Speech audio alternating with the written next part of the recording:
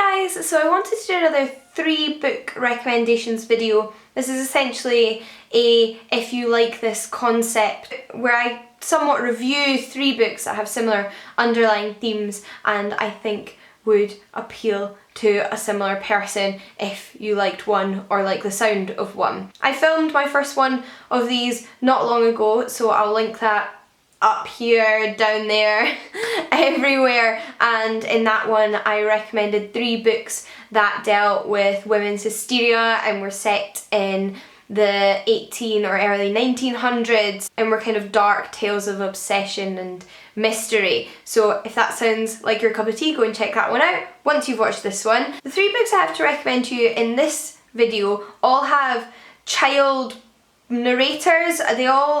They're all narrated by boys between the age of around 11 to 17, and they could all be classed in the kind of horror, mystery, thriller genre. They're all quite dark mysteries. Some of them have an undercurrent of the supernatural, whereas the other simply deals with the darkness that can be found inside certain human beings. So if that sounds like your cup of tea, then stay tuned. So the first one I have to hand is John Burnside's Glisser. John Burnside is the king of dark, unsettling reads. And this story is predominantly told from the perspective of our young male narrator, who lives in quite a secluded, poor area of the country where lots of the people who live there are unemployed.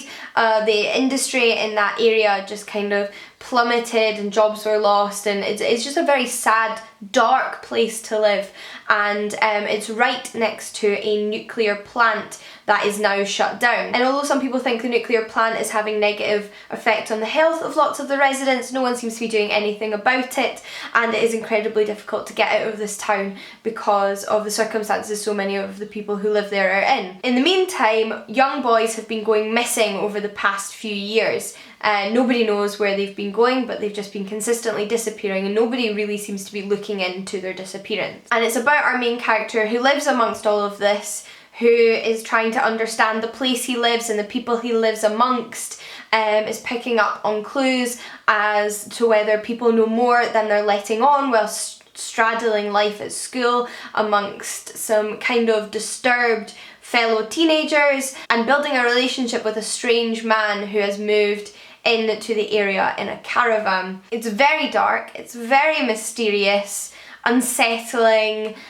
quite emotional, and yeah, just a really great book. If you really want to see somebody do disturbing well, then John Burnside is someone you need to check out. I will say this book did make me feel quite emotional. I felt very heartbroken for the main character and some of the other characters and the circumstances that they lived in, and yeah, it was just quite an emotional read. And I think I had quite a similar feeling when I was reading Blacklands by Belinda Bauer. Now this one is more straightforward in what's going on. You're definitely more clued in on what's going on and what's going on inside everybody's heads and the events that we're following. It's a slow-paced emotional thriller, I'd say, and it's about our young boy protagonist whose uncle went missing before he was even born, and it had a really detrimental effect on his family, so his mother and his grandmother, and has affected his entire childhood. And he's determined to find his uncle's body, because they never found his uncle's body,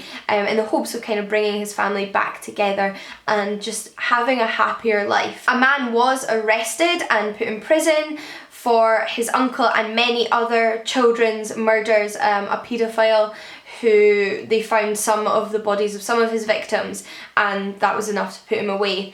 And our young boy narrator starts up a dialogue via letters with the paedophile murderer in prison in the hopes that he will tell him where his uncle's body is. And it's split between the perspectives mainly of our young boy and the man in prison. Both perspectives are really difficult to read for different reasons. It's very difficult to read the young boy's story because it's so emotional and sad and you really feel for him, and it's quite difficult to read the paedophile's sections because he's obviously such a disturbing character and reading his thought process is very uncomfortable, but it is a really intriguing book. It keeps you hooked, and I particularly think if you're into your like crime television shows, you'll like this one. I think Belinda Bauer did a really great job. But that brings me to my last last story, which is The Lonnie by Andrew Michael Hurley. Now this is the one with definitely the most upfront supernatural themes in it, although you're never exactly sure what's going on within the story, and it's a very mysterious one. It really doesn't give much away, and it's definitely the most slowly paced of the three. So you really have to quite enjoy a slow paced book with tiny little clues and character exploration rather than a fast paced mystery if you're going to read this one. But it's very well written, so you should enjoy it if that's your cup of tea throughout, because it is so well constructed and so well written. But again, we have a teenage protagonist in this one whose family are very religious, and they go on a trip with their church group and priest to a local religious site where his mother hopes that his brother will be cured. His brother has some sort of learning difficulties and has never actually spoken before in his life, and their mother hopes God will cure him. So it definitely has religious themes in there, and like I said, a lot of it's definitely about the characters and their relationships, but there is also something strange going on in this local area and they're not quite sure what it is. There's just different strange threads coming in from different places that don't seem to add up to anything, but there's definitely something off. And it was actually after a visit to the same site years before that their previous priest changed his personality almost completely and died not long after returning from it. So a lot to be curious about, that's certain.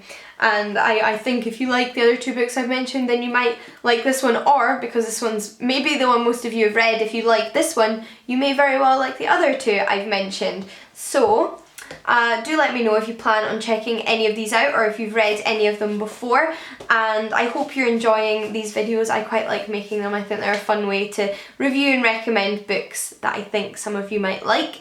So until next time guys, happy reading, and I'll see you all again soon. Bye! Hi guys, so I ran a poll on Twitter to see which video you would like to see on my channel next. And the one that definitely won outrightly was my non-fiction TBR. So I am here to grant your wish.